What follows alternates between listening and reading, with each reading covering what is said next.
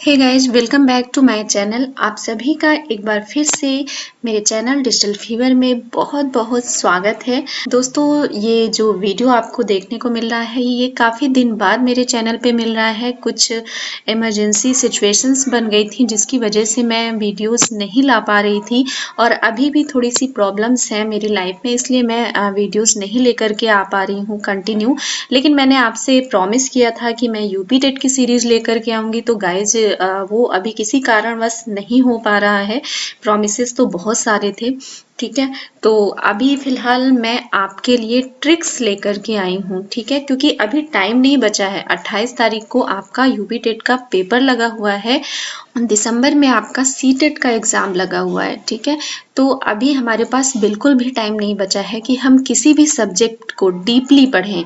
देखिए, ऐसा नहीं है कि आपने कभी हिंदी नहीं पढ़ी या इंग्लिश नहीं पढ़ी, जो आपने पढ़ा है वही आपके पेपर में आना है। जो आप 6, 7, 8 यानी 6 से इंटर तक पढ़ते चले आए हो, अगर आपने बीटीसी बीएड किया है, जाहिर सी बात है बीटीसी बीएड किया होगा तभी आप टेट का एग्ज़ाम दे रहे हो, उसमें भी आपने ये सब चीज़ें पढ़ी हैं। तो बहुत ज़्यादा डिटेल में मैं वीडियो लेकर के नहीं आ रही हूँ, लेकिन हाँ, मैं जैसे ही मुझे टाइम मिलेगा तो डिटेल्ड वीडियोज भी आपको मिल जाएंगे।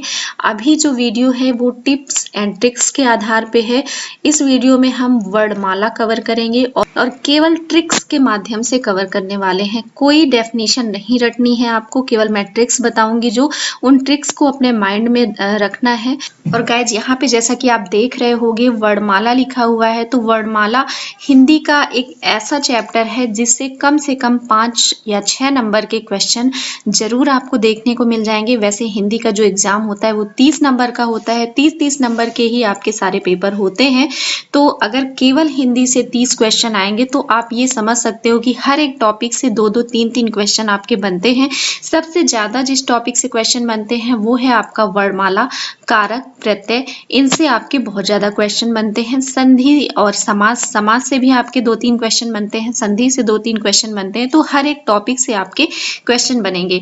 अगर आपको ये पीडीएफ चाहिए तो आप हमारा टेलीग्राम चैनल ज्वाइन कर सकते हो। ज्वाइन करने के बाद में यहाँ वीडियो में आना है, कमेंट सेक्शन पे आना है और आपको लिख देना है कि आपको हिंदी की पीडीएफ चाहिए। वीडियो को लाइक जरूर कर दीजिएगा। देखिए, वैसे भी हम कोई चार्ज नहीं लेते हैं आपसे पढ़ाने का और ना ही पीडीएफ का कोई चार्ज लेते हैं। अगर आप किसी इंस्टीट्यूट में जाओगे तो इन्हीं सब चीज़ों का चार्ज भी पड़ता है।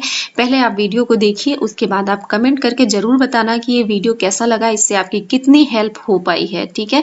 मैं पहले से कोई बात नहीं करना चाहती हूँ। तो चलिए हम स्टार्ट करते हैं। वर्णमाला देख लेते हैं कि वर्णमाला होती क्या है आखिर। तो जाहिर सी बात है, सबको पता है कि हिंदी, जो हमारा हिंदी सब्जेक्ट, हिंदी विषय बना है वो वर्णमाला से ही बना है, वर्णमाला ही इसका बेस है, ठीक है।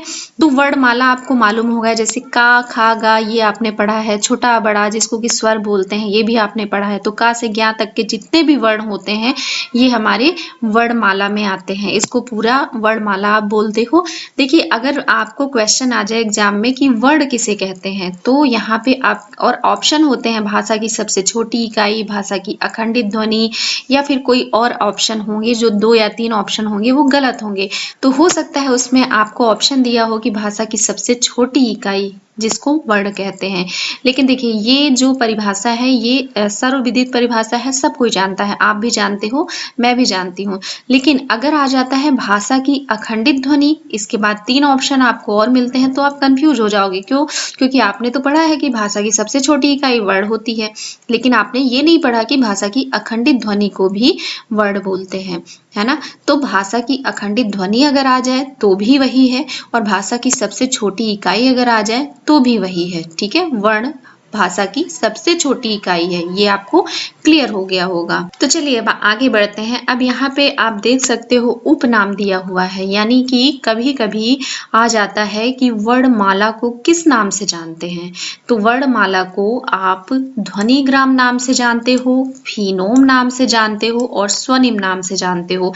इस चीज को आप अगर 2-3 बार पढ़ लेंगे तो आपको याद करने की जरूरत नहीं पड़ेगी। ये क्वेश्चन आ चुका है एक बार यूपी टेट में। तो यहाँ पे आपको ये याद रखना है कि भाषा की जो सबसे छोटी इकाई वर्ण है उसको किस नाम से जानते हैं, ठीक है, तो उसको आप स्वनिम नाम से जानते हो, फिनोम नाम से जानते हो और ध्वनिग्राम नाम से भी हम इसको जानते हैं। ठीक है, तो ये हमारे उपनाम हो गए। आप चाहें तो स्क्रीनशॉट ले सकते। अब यहाँ पे हम देख लेते हैं वर्णमाला उच्चारण के आधार पे। उच्चारण के आधार पे हमारे पास 52 वर्ण है। 52 वर्णों में स्वर कितने हैं आपके? 13 हैं। ठीक है, व्यंजन कितने हैं? व्यंजन देखिए आपके मूलतः में भी 35 थे और उच्चारण के आधार पे भी यहाँ पे 35 हैं। अब स्वर में क्या जुड़ गया आपका? स्वर में आपके 2 स्वर छूटे थे, अंग, आहा, ठीक है, और री, है ना। अंग, आहा और री, ये 3 हमारे छूट गए थे, तो यहाँ पे 10 हुआ था। लेकिन जब हम उच्चारण के आधार पे बात करेंगे तो हम यहाँ पे अंग, आहा और री को भी उठाएंगे। ठीक है, इसके बाद व्यंजन आपके 35 ही हैं। ठीक है, अब इसमें आपके जुड़ गए हैं संयुक्त व्यंजन, तभी ये 52 हो गए हैं। ठीक है, तो संयुक्त व्यंजन आपके कितने होते हैं? छ, त्र, ज्ञ, स्रा। यहाँ पे दिख नहीं रहा है, मैं आपको बता देती हूँ, ये वाला स्रा है। ठीक है, तो ये आपके संयुक्त व्यंजन है और संयुक्त व्यंजन के भी बहुत सारे क्वेश्चन आते हैं आपके एग्जाम में। तो अभी मैं आपको ये ट्रिक बताती हूँ कि किस तरीके से आप संयुक्त व्यंजन को पहचान सकते हो। देखिए, आपको ये तो याद रखना ही होगा कि छात्रा, ज्ञ और स्रा ये हमारे संयुक्त व्यंजन है। देख लेती हूँ आपको दिख रहा है कि नहीं। यस, आई होप कि आपको दिख रहा होगा। तो यहाँ पे आप देख सकते हो कि ये आपके संयुक्त व्यंजन है। ठीक है, अब इसको आप ट्रिक से याद करिए। सबसे पहले आप लिख लीजिए छ, त्र, ज्ञ और स्र। ठीक है, ये आपने लिख लिया। इसके बाद आप सभी को पता है कि इंग्लिश में छा को क्या लिखते हैं, तो इंग्लिश में छा को लिखते हैं KSH। ठीक है, फिर इंग्लिश में त्रा को क्या लिखते हैं? TRA। फिर ज्ञ को क्या लिखते हैं? GYA। फिर स्रा को क्या लिखते हैं? SHRA। ठीक है, ये संयुक्त अक्षर का अगर आपका संधि विच्छेद आ जाता है, देखिए संयुक्त अक्षर में ये नहीं आएगा कि कौन सा संयुक्त अक्षर है। और कुछ इस तरह से भी क्वेश्चन पूछा जा सकता है कि किसके मेल से। ठीक है, यहाँ पे ये सारे मेल दे दिए जाएंगे। ठीक है, संधि दे दी जाएगी, किसके मेल से आप का ये अक्षर बनता है, मतलब इन सबके किसके मेल से ऑप्शन होंगे और आपका जो भी संयुक्त अक्षर होगा वो किस तरीके से, मतलब किसके। और क्वेश्चन या तो इस तरीके से पूछा जा सकता है कि वहां पे आपको ये ऑप्शन में दे दिए गए और आपसे पूछ लिया गया कि किस संयुक्त अक्षर के ये की पहचान है। ठीक है, तो इस तरीके से पूछ सकते हैं। तो अगर आपको नहीं पता होगा, जैसे देखिए ये का के नीचे हलंत है प्लस खटकोण वाला सा आपको दिख रहा है, अगर ये यहाँ पे आ गया और आपसे पूछा गया कि इससे कौन सा संयुक्त अक्षर बनता है, तो अगर आपको नहीं मालूम है तो आप कैसे कर पाओगे। तो यहाँ पे मैं आपको वही ट्रिक बता रही हूँ कि आपको क्या करना है, छात्र, ज्ञ, स्रा लिख लेना है। इसके इंग्लिश में आपको नाम लिख लेने हैं। इसके बाद में देखिए इसका कैसे संधि विच्छेद करते हैं मैं आपको बता रही हूँ। देखिए यहाँ पे आपको के दिख रहा है ना, तो के से क्या होता है? का होता है, सबको पता है, आधा का, है ना। ए होता तो पूरा का हो जाता। तो हलंत का मतलब होता है कि आधा का। ठीक है, अब SH ये सा है। ठीक है, तो यहाँ पे सा लिख गया, तो ये क्या हो गया? का प्लस सा छा हो गया। ठीक है, क्यों, कैसे आपने पहचाना? छा को इंग्लिश में कन्वर्ट कर लिया। अब यहाँ से इसका आपने विच्छेद कर लिया, ये का हो गया और ये सा हो गया। इसी तरह आपको त्रा में भी करना है। त्रा में देखिए ये टी है, टी से क्या होता है? ता, आधा ता, यानी हलंत लगा होना चाहिए। और रा, ठीक है, RA से आपका रा होता है, तो ता प्लस रा मतलब त आधा ता प्लस रा मिलकर के क्या बनता है? त्रा बनता है। इसी तरह ज्ञा में क्या होगा? जी फॉर, यहाँ पे आपको गा नहीं पढ़ना है, गा भी होता है, लेकिन जी फॉर आपको यहाँ पे जा पढ़ना है। और YA का मतलब या। ठीक है, तो यहाँ पे आधा जा हो गया और यहाँ पे या, तो जा प्लस या आपका ज्ञा हो जाएगा। इसी तरह स्रा में एस से क्या होता है? शा होता है।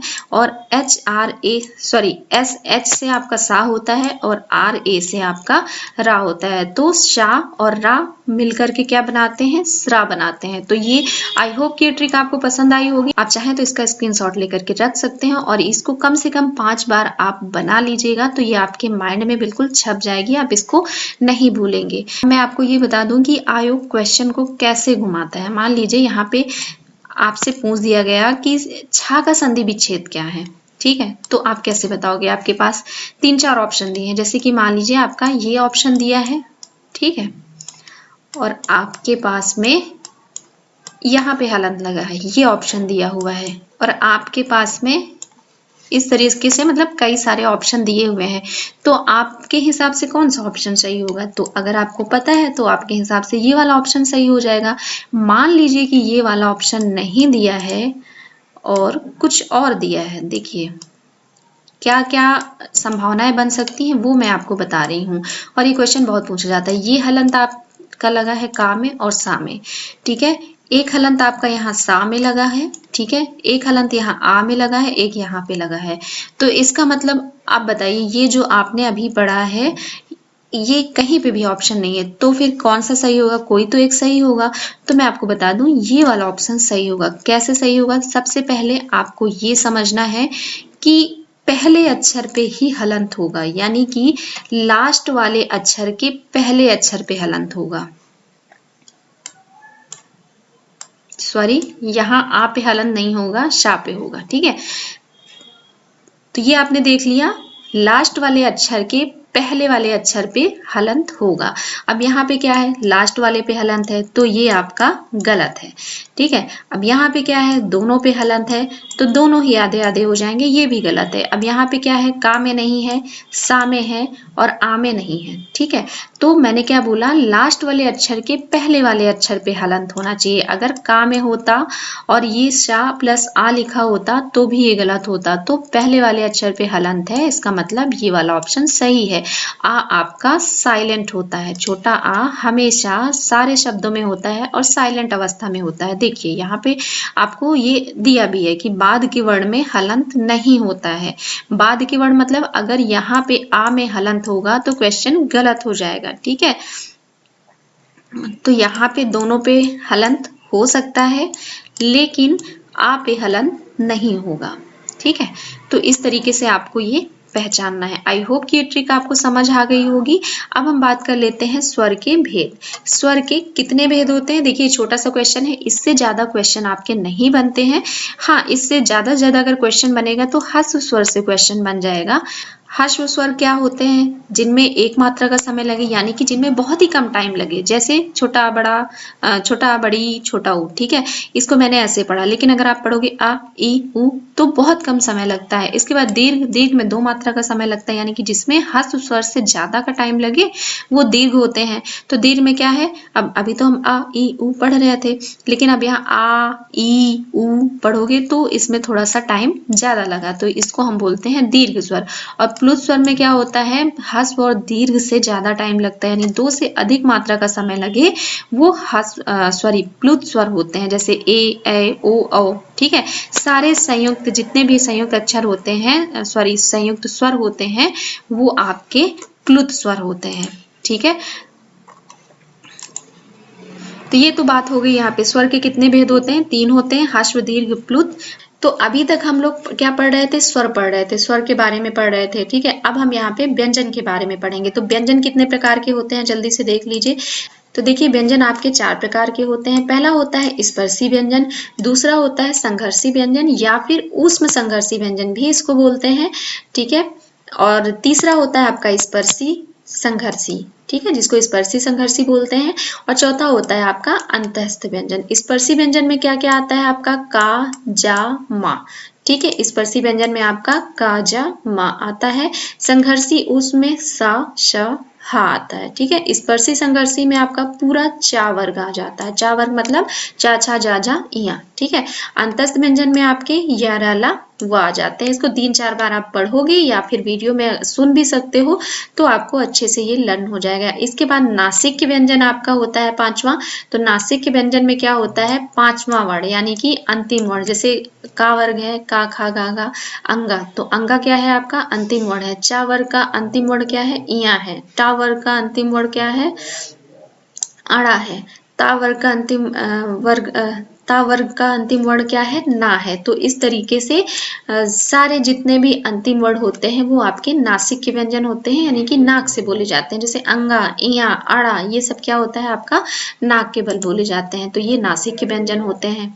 इसके बाद हम बात करते हैं उच्चारण स्थान की। तो देखिए अगर हम उच्चारण स्थान की बात करें तो यहाँ पे हमें ये बिल्कुल नहीं समझ आएगा अगर आप सोचें कि हम बोल करके समझ लें कि ये अक्षर कैसे बोला जाता है, कंठ से निकलता है या तालु से निकलता है, और आई थिंक आपने कभी ना कभी इसको ट्राई भी किया होगा, है ना। तो इससे क्या होता है, आप नहीं समझ पाओगे, एग्जाम टाइम में आप कंफ्यूज हो जाओगे। तो इसके लिए मैंने एक ट्रिक बनाई है, उस ट्रिक को आप याद रखिए और आराम से आप पहचान सकते हो कि कौन सा अक्षर कहाँ से बोला जाता है। ठीक है, कौन से अक्षर का यानी कौन से वर्ण का उच्चारण स्थान क्या है, बहुत आसानी से याद रख सकते हो। इसके 2 से 3 क्वेश्चन आपको जरूर देखने को मिलेंगे एग्जाम में, तो इसको बहुत अच्छे से पढ़ें। और गाइस, जो भी मैं आपको ये वीडियो, हो सकता है थोड़ा सा लंबा हो जाए, लेकिन जितने टॉपिक मैं आपको पढ़ा रही हूँ ना, वो सारे के सारे टॉपिक बहुत ही ज्यादा इम्पॉर्टेंट है, बहुत महत्वपूर्ण है। अगर क्वेश्चन ना आए तो प्लीज आप मुझे कमेंट पे बताना जरूर। इसको थोड़ा सा मैंने छोटा कर लिया है। ठीक है, आई होप कि अभी आपको ये दिख रहा होगा। तो उच्चारण स्थान की देखिए यहाँ पे जल्दी से देख लेते हैं जो ट्रिक है, क्योंकि वीडियो काफी लंबा हो चुका है। तो ट्रिक में मैं यहाँ पे आपको बता देती हूँ जल्दी से। आपको क्या लिखना है, KTM 2। आपको सबसे पहले लिख लेना है KTM 2। ठीक है, KTM आपको पता ही है और DO 2, आपको ये तो याद रखना ही पड़ेगा, KTM 2। ठीक है, ये याद रख लीजिए, उसके बाद में आपको सब कुछ याद है। ठीक है, K से क्या होता है, कंठ। ठीक है, कंठ लिख लिया। देखिए जो भी चार्ट है ना, इसको आप अपने आप से भी 2-3 बार जरूर बना करके देखिएगा। और सच बता रही हूँ, बिल्कुल भी आपको याद नहीं करना पड़ेगा, बस आप 3 से 4 बार इसको बना लीजिएगा और ये अपने आप आपके माइंड में बैठ जाएगा। ठीक है, फिर पेपर के टाइम में एक बार रिवाइज कर लीजिएगा इसी चीज को। तो के से क्या होता है, कंठ होता है। टी से तालु, एम से मूर्धा, डी से दंत, ओ से ओष्ठ। ठीक है, ये तो आपको याद रह जाएगा, के से कंठ, टी से तालु, एम से मूर्धा, या फिर आप कंठ तालु मूर्धा दंत ओष्ठ ऐसे भी याद कर सकते हो। लेकिन आप केवल KTM 2 याद रखिए। और मैं बताती हूँ और इसमें क्या याद रखना है। देखिए कंठ, फिर कहा, तालु के में क्या होगा, चैसी, मूर्धा में टसर, दंत में तलस, ओष्ठ में पौ। अब आपको KTM 2 याद रखना है, जिसके लिए आपको बिल्कुल मेहनत नहीं करनी पड़ेगी और आपको थोड़ा सा मेहनत इसके लिए करनी पड़ेगी। आपको ये याद रखना है, कहा चैसी टसर तलस पौ। ठीक है, कहा चैसी टसर तलस पौ, कहा चैसी टसर तलस पौ। अब मैं आपको दिखा देती हूँ, जैसा लिखा है वैसा ही आपको यहाँ पे लिखना है। जैसे कहा लिखा है, ये विसर्ग लगा है तो आपको ऐसे ही लिखना है। चैसी ऐसे ही लिखना है। टसर, अब ये ट सा में री भी आपका जुड़ा हुआ है। ठीक है, ये आपको ध्यान देना है, और रा। ठीक है, टसर, तलस पौ। ठीक, अब आपको देखिए यहाँ आपको अगर आ जाता है क्वेश्चन कि कंठ में कौन कौन से वर्ण आते हैं, तो का से यहाँ पे क्या है, का है ना, तो पूरा का वर्ग। फिर यहाँ पे हा दिया है तो हा आता है। ठीक है, फिर बड़ा आ की मात्रा आपको दिख रही है, तो बड़ा आ से क्या हो जाता है, छोटा बड़ा दोनों आ जाएंगे, यानी छोटा आ भी इसी में आ जाएगा। ठीक है, छोटा बड़ा। इसके बाद आपको विसर्ग दिख रहा है तो क्या आ गया, आहा, है ना।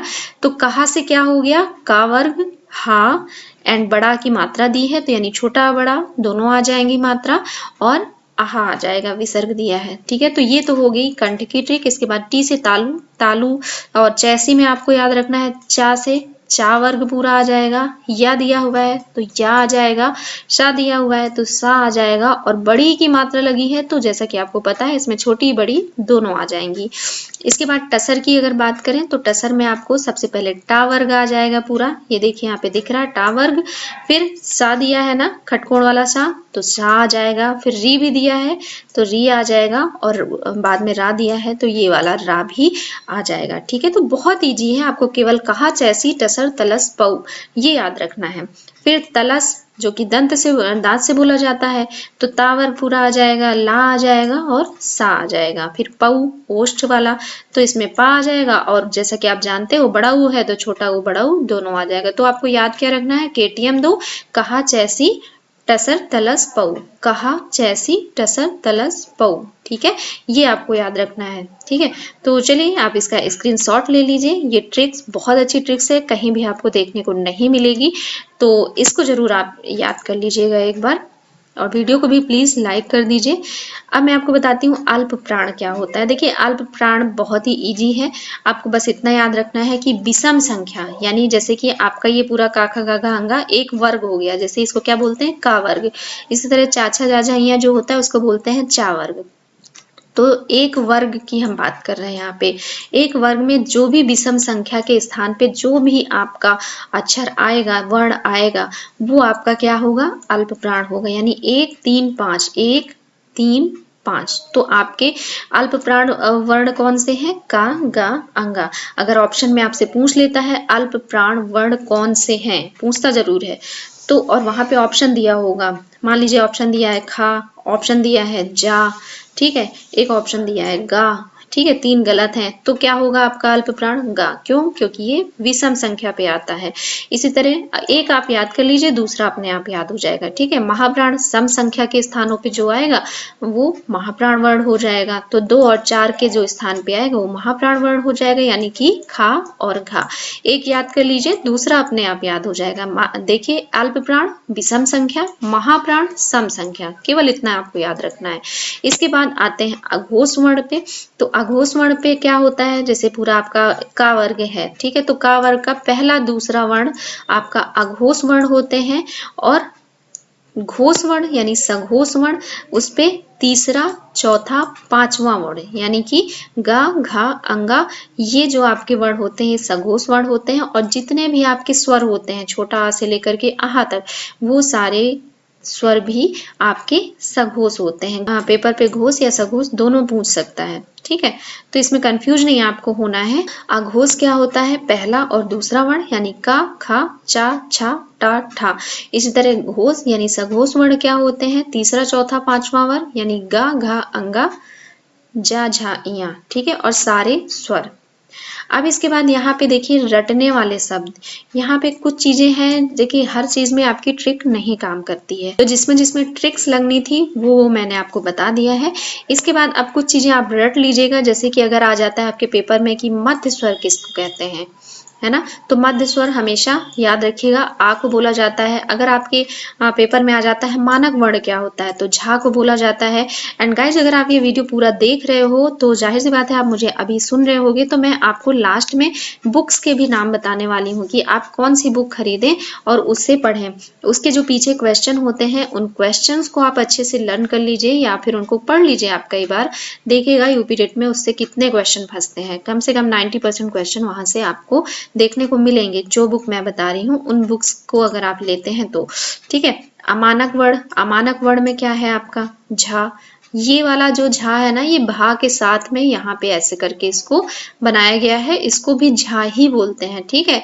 मानक वर्ण क्या है आपका झा, यानी जो मानक है, जो आज सब लोग मान रहे हैं जिसको, तो वो झा है। लेकिन अमानक वर्ण जो कि पहले बनता था, ये आपका इस तरीके से बनता है, इसको याद रखिएगा, इसको भी झा ही बोलते हैं।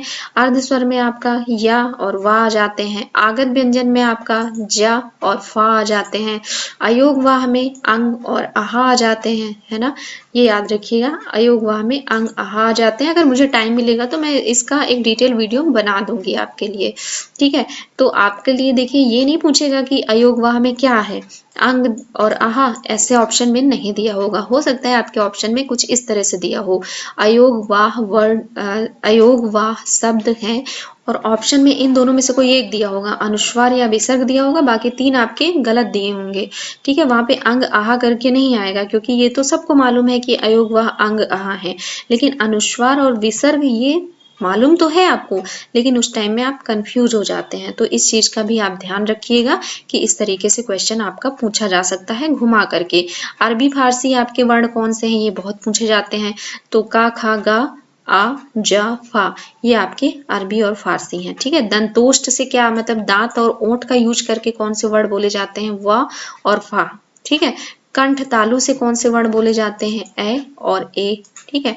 इसके बाद जीवा मूली यानी कि जीवा के मूल से कौन से शब्द बोले जाते हैं, तो क, खा।